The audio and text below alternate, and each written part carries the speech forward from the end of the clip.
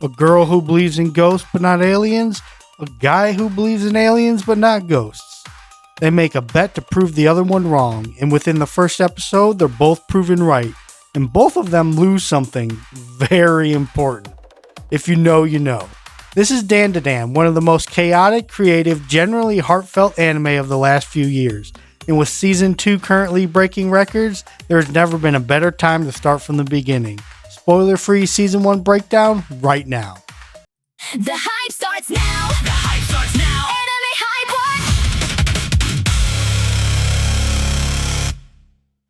AnimeHypeWatch! Alright, let's set the scene. Dandadan is based on the manga by Yukinobu Tatsu, serialized in Weekly Shonen Jump since 2021. The anime adaptation is handled by Science Saru, a studio known for incredibly fluid, expressive, and almost experimental animation, and it premiered in October of 2024. Here's your setup. Momo Ayase is a popular girl at school who believes in the occult, ghosts, spirits, curses, but thinks aliens are nonsense. Ken Takakura is the school's resident loner who believes in aliens but thinks ghost stories are fake. Everyone calls him Akaru.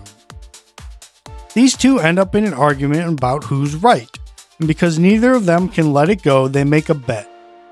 Momo will prove ghosts are real by sending Okarun to a haunted tunnel, and Okarun will prove aliens are real by sending Momo to a spot famous for UFO sightings. Spoiler, they're both right. Within the same episode, Okarun gets attacked by an actual evil spirit, and Momo gets abducted by actual aliens. And Okarun loses something extremely personal in the process. I'm not going to spoil exactly what, but if you've heard people talking about Dandadan and laughing about the thing Okarun lost, that's what they mean. From there, the two of them end up bonded together, literally, and have to navigate a world where ghosts, aliens, curses, and supernatural creatures are real and all coming after them. What starts as a comedy about two stubborn teenagers proving each other wrong slowly becomes something much bigger. And honestly, much more emotional than you'd expect. Okay, let's talk about the animation, because this is where Dandadan goes completely insane in the best way possible. Science Saru's house style is hyper-fluid, exaggerated, almost rubber hose in its expressiveness. Characters' faces stretch, contort, and explode with reaction in ways that most anime simply don't attempt. It's the kind of animation that makes you laugh just from the movements alone, before a single joke is even said. But it's not just comedic flexibility. When the show needs to go serious, it goes serious. The early episodes featuring Turbo Granny are some of the best examples. Her design and movement are generally unsettling, almost trippy, and the show uses color filters and lighting shifts during these sequences to completely change the tone of a scene in seconds. The action sequences are where the studio really flexes. Every major fight feels like a visual explosion. Bold colors, dynamic camera work, animation that prioritizes feeling and impact over strict realism. One encounter involving a creature named Acrobatic Silky midway through the season is a genuine highlight. The choreography and the way the animation sells the danger and chaos of that fight is some of the best work Science Saru has ever put out. The soundtrack deserves a mention too. Atmospheric, moody when it needs to be, and full of energy during the action. Elevates scene that could otherwise feel like tonal whiplash and makes the transitions between comedy and horror and action feel intentional rather than jarring. If there's a criticism here, the visual style is so distinct that it might take an episode or two to adjust if you're coming from a more traditionally animated shonen. Once it clicks though, you won't want anything else. This is where Dandadan does something genuinely special. Because on paper, this sounds like it could just be a gimmick. Ghosts and aliens and a betting promise and comedy. That's a lot of ingredients. But the show threads all of it together through Momo and Okarun's relationship, and that relationship is the actual heart of the series. Momo is loud, confident, and emotionally open. She says what she thinks and reacts to everything at full volume. Okarun is the opposite. Withdrawn, awkward, constantly overthinking. Their dynamic works because the show lets them generally annoy each other, generally support each other, and slowly, very slowly, start to develop real feelings neither of them is equipped to deal with. What starts as two strangers forced together by a supernatural bet becomes a story about two deeply lonely people finding the first real connection either of them has had. And the show earns that. It doesn't rush it, and it doesn't make it the only thing happening. The supernatural plot keeps escalating in generally creative and unpredictable ways, even as the relationship develops in the background. The supporting cast adds a lot too.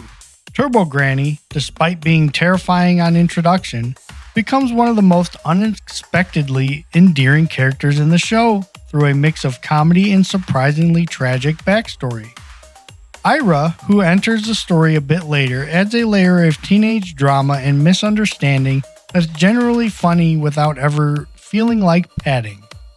Now, I do need to flag something honestly. Dandadan's humor leans into some generally raunchy territory, especially around the alien encounter and what Okaroon loses. If that kind of crude, suggestive comedy isn't your thing, there are moments in the early episodes that might turn you off. It's not constant and it's balanced by genuine heart, but it's there and it's worth knowing going in. What's remarkable is how the show evolves. What begins as an absurd comedy slowly becomes something that will pull at your heartstrings in ways you generally don't see coming. By the end of season 1, you're not just watching a wacky supernatural comedy anymore.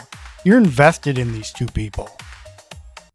So with season 2 currently breaking records as one of the best reviewed anime of 2025, what made season 1 the foundation for that? It's the tonal range. Most anime pick a lane. Comedy, horror, action, romance, and stay there. Dandadan refuses to pick a lane and somehow makes that work better than anything else airing right now. You can go from a generally scary ghost encounter to a laugh-out-loud comedic beat to an emotionally vulnerable moment between Momo and Okaroon, all within a single episode. And it never feels like whiplash because Science Saru's direction and writing earn every shift. It also helps that the supernatural elements aren't just window dressing. They're creative.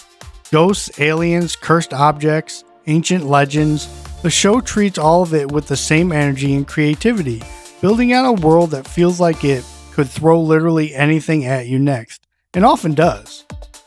If you've heard people say Dandadan shouldn't work, but somehow does, that's exactly it.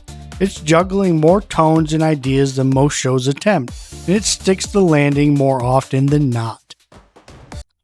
Let's break it down. The story. Generally unique premise executed with confidence. The emotional core sneaks up on you in the best way. The humor won't be for everyone, but the heart underneath it is real. 8.5 out of 10. The characters. Momo and Okaroon are one of the best duos in recent anime. Their chemistry carries the whole season. Turbo Granny is an instant standout. 9 out of 10. The animation. Science Saru doing some of their most ambitious work yet. The action is electric, the comedy is elastic, and the horror sequences are generally unsettling. 9.5 out of 10. The soundtrack. Atmospheric and versatile, it shifts tone alongside the show without missing a beat. 8.5 out of 10. Overall, Dandadan Season 1 is a 9 out of 10.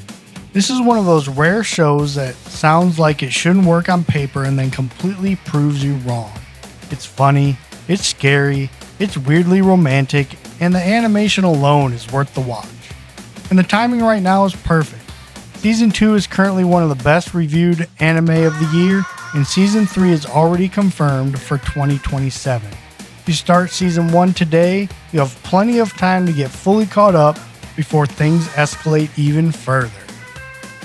That's my review of Dandadan Season 1. Let me know in the comments what you think.